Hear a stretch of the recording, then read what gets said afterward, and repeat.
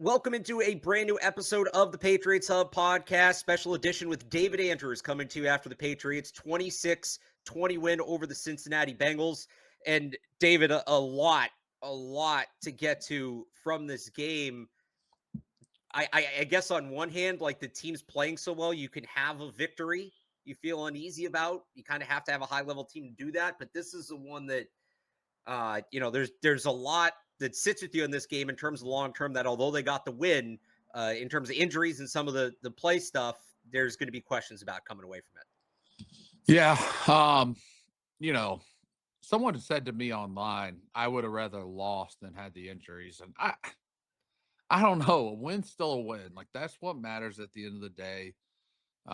Hopefully, some things are coming out positive, I guess, as positive as you can be about some of these injuries. Yeah. I'm not saying that's good, obviously, but I think when you see two linemen get carted off the field, your immediate thing is, all right, we'll see them in August next year or September, Right. And so hopefully, that the best news available keeps coming here down the track this week a little bit. Look, I thought it was their worst game since the Steelers. Different problems in this game than the Steelers. Obviously, the Steelers, you turn the ball over 5 times, it's going to be hard to win. The good thing, like I said, they came out with a win. It was ugly. They found a way to win. They could have folded. Yep. They could have laid down and came out of there with a loss. But they found a way to win without playing their best, without a full strength. And I think that's the most important thing coming out of the game. Now, obviously, things are going to get a lot more challenging here going forward, especially if you're missing your whole left side of the offensive line, right? We've talked about how impressive it was that for 11 of the 12 games, you had the same starters. And now you're going to be missing, those two guys for hopefully, let's say 3 to 4 weeks. And, things become interesting, and then you look at the defensive side of the ball. Obviously Milton Williams happens last week. We know he's out 4 weeks. Now you lose Tonga. This is just the NFL. This is week 12 in the NFL, 13, whatever it is. Like, these injury bugs get you sometimes, and you got to make do and put Band-Aids on and try to get out there and go. So, I think there was a lot more bad in this game than good, other than winning the football game. Yeah, and just a little background on this. We're recording at about 10:40 in the morning, so if we miss any injury news that's come out during the day, that's why. We've seen the report on Will Campbell that it might be a sprained MCL. I'm trying to go back, and do you remember a game from your playing career that was I was having trouble comparing this to another game, and like the way you feel coming away from this game, because like you said, they found a way to win it. And you even go back to like the 2021 team that had success and went to the playoffs. This was the kind of game they lost. And to come out with the win is encouraging, but everything else on top of it, I really don't remember the last time, and then you add the injuries to it, that they had a game like that. No, I'm trying to think of a game. I mean, I'm sure there's been plenty of games in my career where we won and didn't feel great. I don't know if there's been one we won and then also dealing with 3 questionable major injuries that we can't afford right now. That's kind of the part that's tripping me out about it, because there's 5 games left, right? Right. So, hopefully you have a playoff spot secured, I believe, even if something crazy happens. But now you've got guys, especially 2 young guys, who are going to miss 4. Let's just put 4 weeks on it for the hell of it here, for sake of argument. They're going to have 1 game and then the playoffs start. Like, just not in a rhythm. It's tough. But look, it is what, like I said, this is the NFL right here, right? And there's going to be times where this happens. And look, for other people, this is a great opportunity, right? Like, who knows? What's his name? Bryant. What's the right tackle? Marcus Bryant. Yeah, the right tackle. Yeah, Marcus Bryant. Like, who knows? Like, maybe this is an opportunity for see him at left tackle a little bit. I don't know. I don't know what their plan is. If it's low, If it's maybe kick him out, obviously, I think Ben Brown's the clear left guard now Right. moving forward. Now that also puts you at a risky position at center now because if your left guard's out, your backup center, your swing guy inside's playing left guard.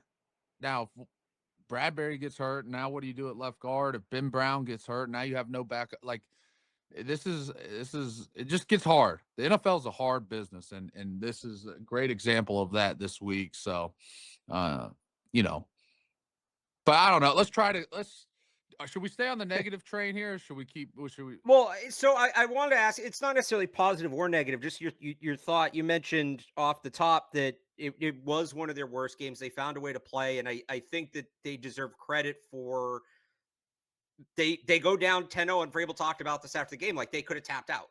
They No, could have that's. just said we're done here, and they bounced back. What do you think led to them coming out flat? Do you put any stock in maybe it was the mini buy? And then what did you see as the spark that helped them turn a corner? I mean, dude, I don't know. You know, everyone, people want expert opinions, right?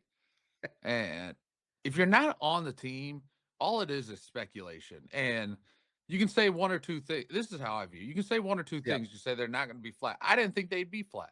I just like the way this football team's played. I like things I've seen from them. I said on pregame, I don't think they're going to be flat. Well, if I said they are going to be flat, then I'm right. But no one really has any idea. You have no idea. And unless you're in that locker room and you can feel, and who knows, maybe there was a different feel in that locker room Sunday at 12 o'clock versus what it's been. I don't know. No one knows. We're not in there. Um, but the truth is, they came out flat. They didn't play good. The quarterback didn't look good. You know, we throw a pick six. Defense struggled a little bit. Uh, but you know, like I said, at the end, it's all okay when you find ways to win. You get banged up, you find ways to win. You struggle on the goal line. You're 0 for, you know, they've been great on fourth down. They didn't do great on fourth down. Um, you know, it was one of those games, and they could have easily folded at any point in this game and gone out there and you know, really I thought one of the biggest plays was the long pass to Pop coming out of the half. Yeah. Like, get some points before the half. All right, good. Um, you know, and then you kind of go out there, you're in a third backed up situation and you get an explosive play that really helps you. Like that to me was a I don't know if turning point was the right word, but that if they got stopped there and gave up points, I was feeling very concerned. You know, so I thought that was a huge play by Pop and Drake to hit that. So, um, you know, it was just one of those days, man. I think they got out physical. Personally, haven't felt that. Like I know you say about the run game. You know, that's been obviously a talking point. This is one I felt like they really got out physical on both sides of the ball. You know, Cincinnati Yeah. running the ball. You know, you can't run the ball and you can't punch it in on that. Like play calls inside the 5 yard line are very hard, especially when you have to run 9 of them like they did that series. You know, I mean, Right. like the field's condensed. You can cover the field more with certain people. There's more people in certain spaces. It's hard to run the ball. It's very hard to score, especially when you can't run the ball. When you line up in goal line offense and you cannot get a yard, 2 yards, it's very hard. As a play caller, it's hard to figure out what to call. Uh, you know, you don't have 30 plays for inside the 5 yard line. Usually got a couple, you know, because it's one of those things like, or, you know, maybe they're not even plays you want to, you know, you might have some base runs that you're like, we like this in the low red, you know, or whatever it may be. So, Right. um, just yeah, they just got out physical. I think this is a game though. Like I said, I'd always rather teach and correct off wins than losses. Like that's the truth. I don't think losing doesn't do anything for. I don't believe like oh a loss is a good loss sometimes or a Right. loss helps humble you. No, you want to win, and I'd rather correct off a win than correct off a loss because Hey, look, losing's contagious. I think. it's a good point. It's a really good point, and they have the number one seed now with all these injuries. Like I think people and I've been in this mindset of like, all right, they're at 10 wins. They haven't clinched the playoffs yet, but it would be astronomical for them to not get in. Like they're in good shape. That one seed now looks a little more important with the bye with some of these injuries they have. 100%. And with the Colts losing yesterday, like they're now in that spot. So that was a big one. One other thing I want to talk about on the turning point, uh the veterans I think really helped out, especially Hunter Henry. Obviously, he had a massive game, and the one play that he had the back to back big plays and the touchdown there in the first half. There was another one they get backed up. I don't know if it was a hold or an OPI or something. They get backed up in like a 1st and 20, and it was one of those moments again where they were spinning their tires a little bit and Drake hits Hunter Henry over the middle. And it was going to be like a 10, 12-yard gain. And Steph Diggs, who had a pretty quiet day, major block on that play. I think this was in Yeah. the third quarter to spring him. I just, we've talked a lot about the youth movement on this team, and Hunter's had maybe a little bit of a quieter season than where we're used to seeing from him at times. I think because there's other options, but their ability to rely on those two guys when they really needed it, I think is very encouraging. No, I mean, look, those are go-to guys, right? And, Yeah, you know, like you said, I think Hunter's had some great seasons here because he's been the only go-to guy a little bit, and not that anything's changed with Hunter's play style, but you've got right. Booty making plays, you got Mac Hollins making plays, you got Stephon. Like that's what we talked about. How they've dispersed the ball so well, and so you leave games feeling like, wow, we played really well. And then you go look at the stat sheet a lot of times, and it's like your leading receiver only had like 7 catches. And then it's like 7, 5, 3, 3, 3, 3, 3, 3, 3, and it's like, wow, Yeah, Um, but I think just one of those games, who knows if that was part of their game plan going in, like if they felt like that was a great area to attack, tight end, middle of the field, whatever it may be. Obviously it was a seam throw on the pick six. Like that was something they were trying to get to most of the game for whatever reason. Um, but that it kind of goes back to like your point about Diggs. His playmaking ability has been great, but a lot of like that kind of stuff, right? right, A young player, Kyle Williams, you know, and I think it's not anymore like Booty and Pop. You've seen Pop do that, right? And that stuff enhances everyone around you, and that's what being a leader is making people around you better players. And whether that's in meeting rooms, doing extra with them, whatever, or just your play style on the field, like that stuff's contagious, man. When you see guys go out there and play hard and do certain things, you want to do that because they're probably going to get recognized for it in the room, right? And we're all right, looking for validation in some way or another. So I've always found, when guys are O-line play, right? Like guys are finishing blocks, cleaning out the pocket, chasing piles, pushing people in. Like everybody wants to get in on that, right? Because you see it and like people love it and it's contagious, man. So it's just another example of what Diggs is bringing to this football team. And I've already seen it, you know, like I said, I think that's been contagious. You saw it earlier in the year, Vrabel going up to Hunter, being like, "Hey, go tell Pop," So these guys blocking and playing that just shows they care for each other and enjoy playing together, in my opinion. Because you don't give that kind of right. effort if you don't care. Would you put like, Morgan Moses dealing with an illness, comes back in the game, finishes it? Like, does that fit in that category too? Yeah, I think so. Like, I don't know what he was dealing with. Obviously, illness. Right. I doubt it was something. Because I think if it came up Saturday night, they would have to list it before the game. Right. So So I like dehydration maybe or something. dehydrate. Yeah, who knows? Like maybe he woke up with something feeling bad on Sunday, and then kind of stomach turned on him in the game, and had to go get an IV or whatever it may be. Um, it. But I think he showed a lot of toughness. Going out there and finishing the game. Um, could have been one of those things where you're like, oh, like, I just, I don't got it today. Like I feel bad.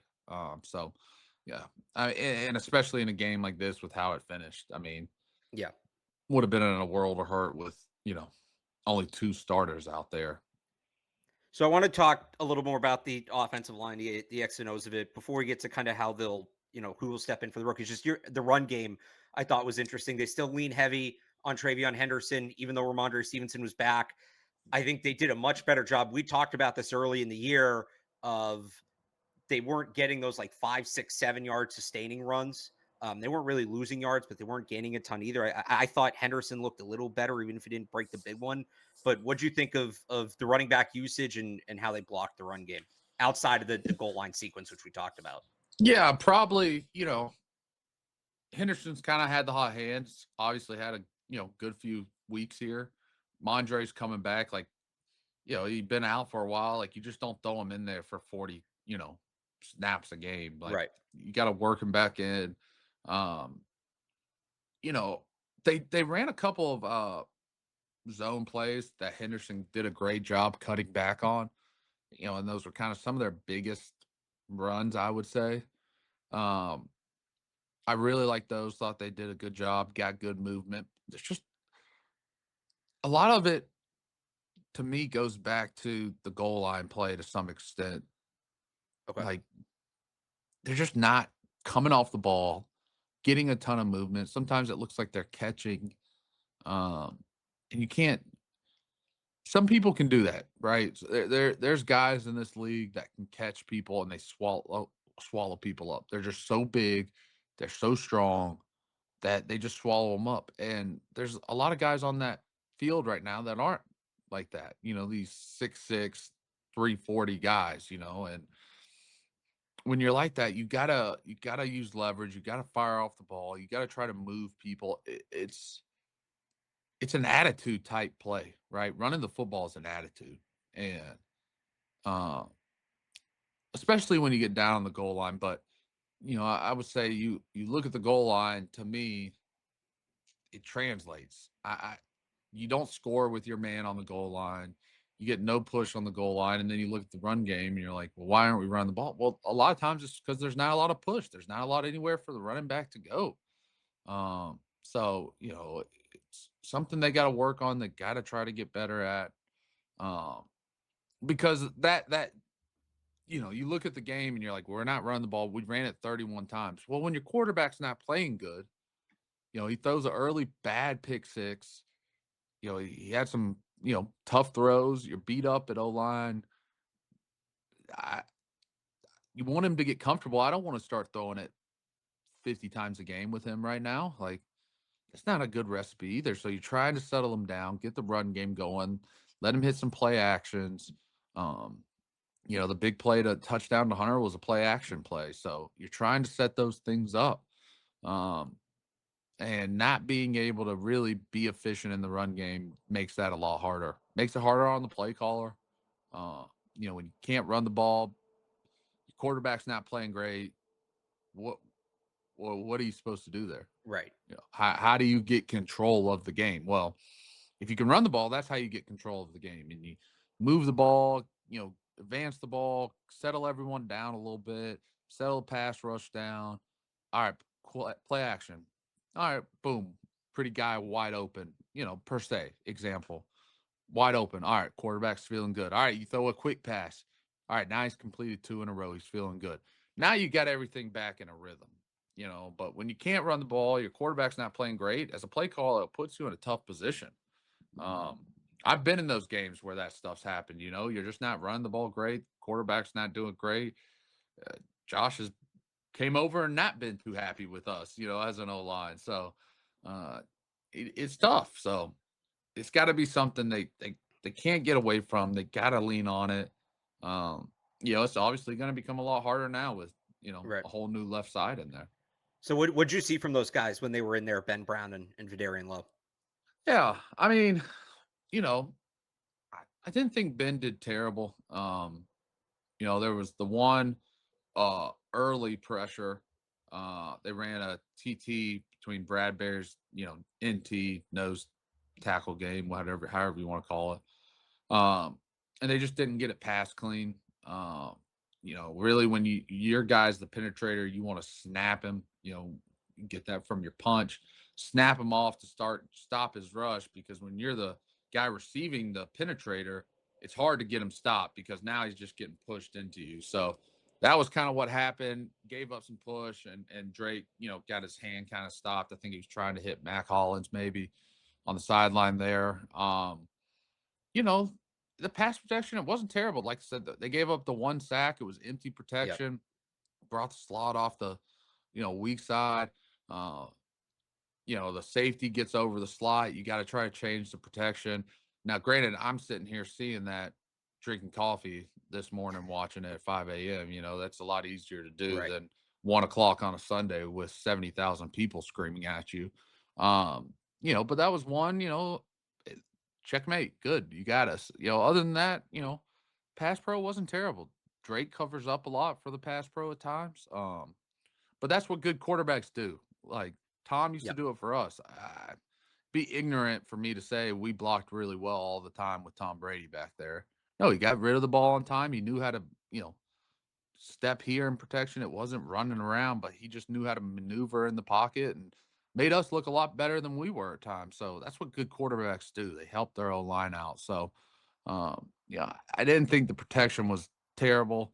Uh, obviously you're going to see better and better people here coming up. Giants a little bit Monday night, see what Carter can do. Um, is Reddick playing for the Giants? I have not seen an update on that yet, but because we're doing this on the computer, I can actually Google it.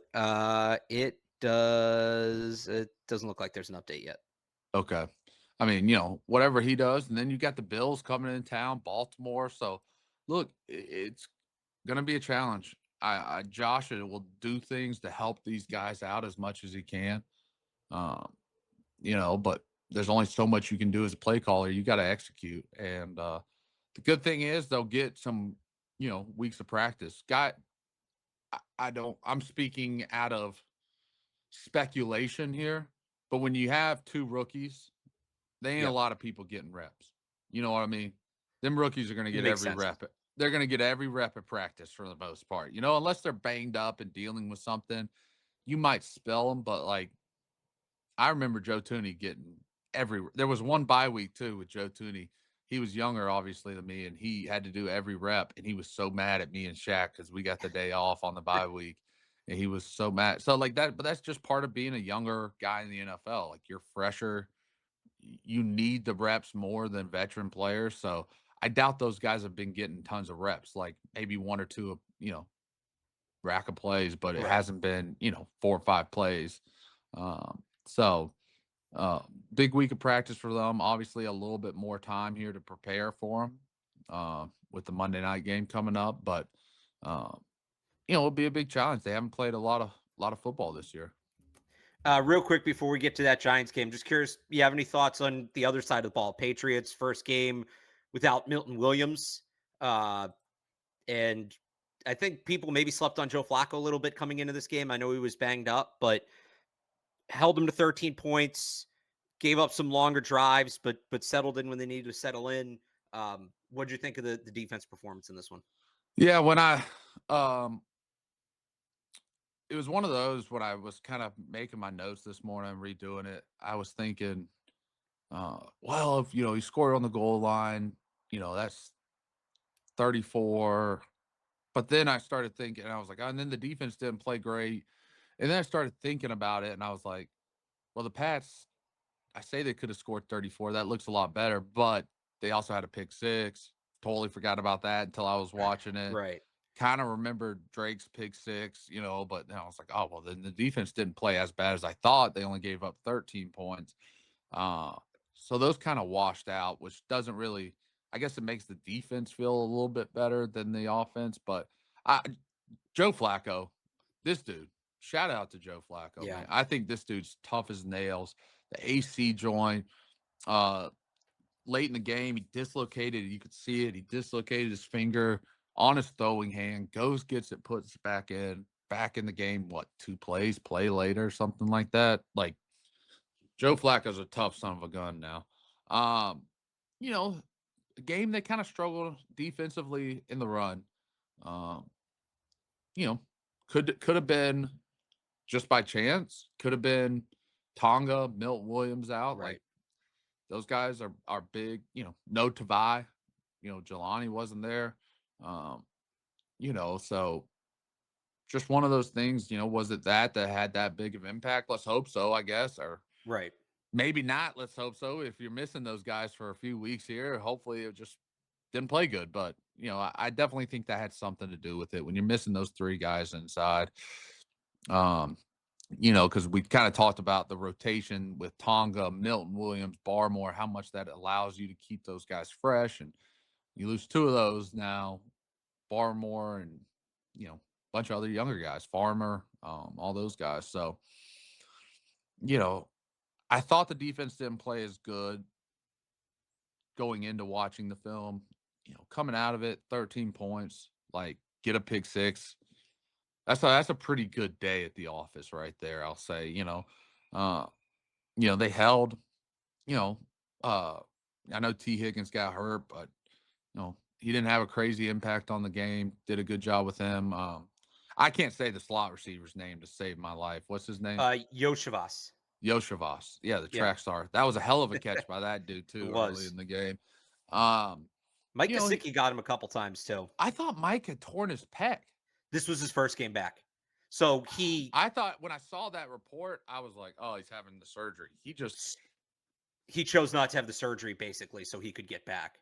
Oh wow, yeah. I had no idea. I thought I saw the report a while ago, and I was like, do the quick snap with Hoyer, and I was like, yeah, Secchi's not playing, like, tore his pec. And then watching the game, I was like, what in the world? I had no idea. I hadn't kept up with it. And, um, but yeah, I just, one of those with a defense where it looks worse and then you kind of watch it. There's an old adage in football. It's never as good as you think, and it's never as bad as you think. And I think that one kind of applied to the defense yesterday for me. I feel like that's kind of what their defense has been kind of regularly this year. It's like in the moment, it's a little what's going on, and you go back and you look at it big picture once the game's over, and it's they only allowed 2 touchdowns, and Yeah, I don't, why they is just that? kind of You're so lock right, in. though. Like, you think about that and you hear people like, we give up points the first drive. I'm like, yeah, but what are teams scoring on you? Like, what's the average point scored? 20?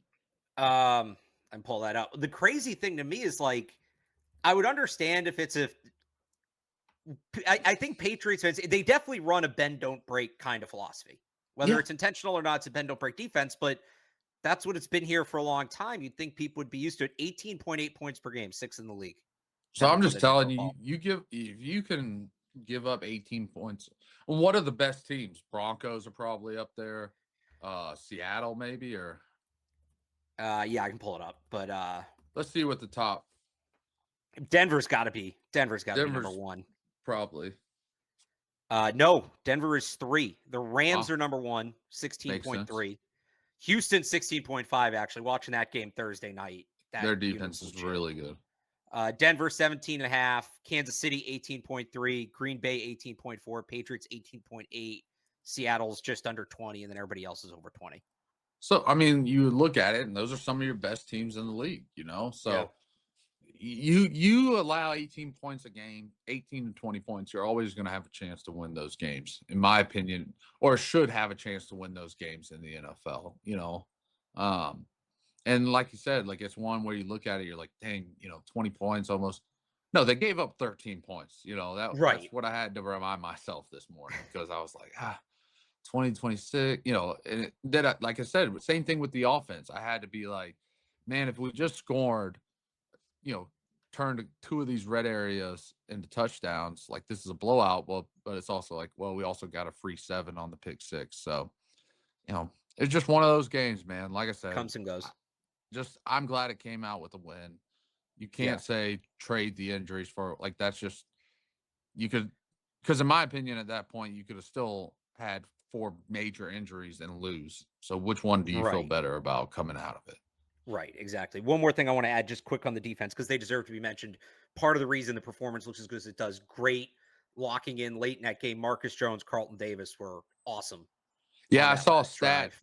like, Carlton's first 11 games, he had 3 pass defended. In, like, the fourth quarter or last drive, he had 3 He pass had three on defended. the last drive, yeah, including the Yeah. second and third downs before Marcus Jones got the 1-10 in the game.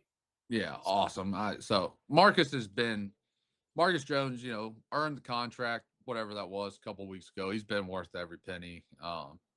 Marcus is a great player for this football team, and really been a guy, I've been loving to see come on it, and having a good slot corner Yep. really is a huge help in this league. Whether it's been Jay Jones at times for us, Patrick Chung. Chung was a little different. I'd say he was more of this in the box kind of player for Right. us. But like a Jay Jones, like those guys just they help your football team out a lot. And the way the NFL is, like a lot of these slot guys, we used to do different things with Jay Jones. Like when we played Tyreek Hill when he was at Kansas City, Jay Jones would really more go follow Tyreek Hill Right. because it was a speed matchup kind of thing. So just versatile guys. Those are just football players, and Marcus is definitely, one of those guys. Saw him make obviously the pass defended, and then was the huge pick six, make that play.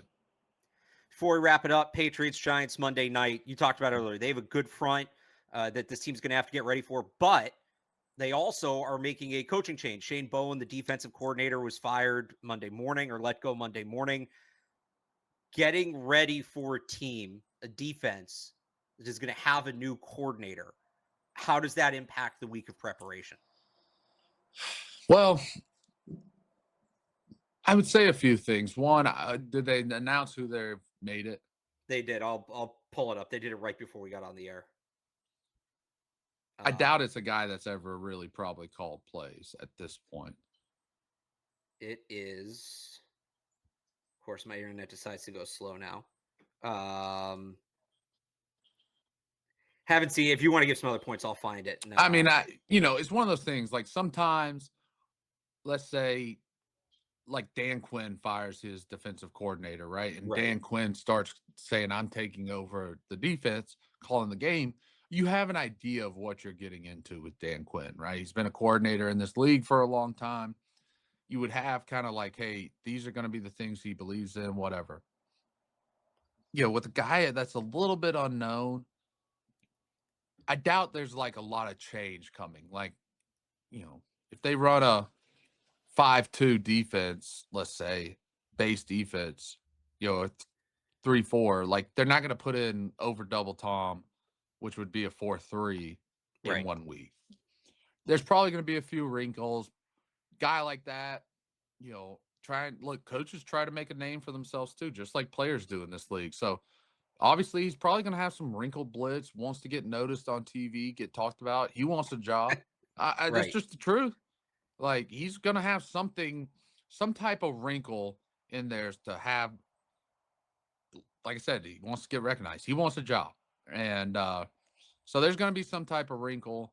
I wouldn't expect them to, deviate too far from what they've done. It's 11, 12 weeks in. Like they're not just going to change and run a whole new off or defense. So it definitely does add a little challenge. Look, they took Detroit to the wire. Yeah. Whatever you think about the Detroit Lions, like took Detroit to the wire. Uh, I've always thought you saw the trick play to Jameis out there, Yep. making his play. Like How about the that's throw kind from of Gunner too? yeah, that's kind of what happens though when you have interim coaches, right? Now the offensive Yeah. coach is like, look at that trick. Like, everyone's talking about that. Like they're trying to make splash plays. They have nothing to lose. So that's kind of what I would expect. There's going to be some type, it's prime time Monday Night Football. There's going to be some type of wrinkled blitz, aggressiveness, I would assume, because he has nothing to lose. It is, by the way, Charlie Bolin. He's been a longtime linebackers coach in the NFL, going back 13 years. Spent time with the Giants, Cardinals, and Dolphins. So So you just look around what systems he's been in and kind of have an idea of what from those systems he's, gonna do. gotcha. So that'll be the matchup coming up. We'll be back. We got to figure out. We'll do this off there. We'll figure out. We're going to break it down or have another preview or whatever. But I appreciate you taking the time out down there. I know you're out of town for a little bit, but I'm on my we're talking my media bye week down at my farm. So media bye week. There you go. yeah, Taking full media advantage of bye the media week. bye week. I've had a bye week my whole life, so I had to negotiate it into my new job. There you go. Love it. David Andrews, you follow him on social media at DAndrews61. Check out the Quick Snap podcast as well. And we'll be back with another Patriots Hub podcast, myself and Matt Dolph, later this week to break down Patriots Giants. You can find that Patriots Hub podcast wherever you get your podcast in the Sports Hub YouTube page. Until the next one, for David Andrews, I'm Alex Barth. Thanks for tuning in. And we'll talk to you next time.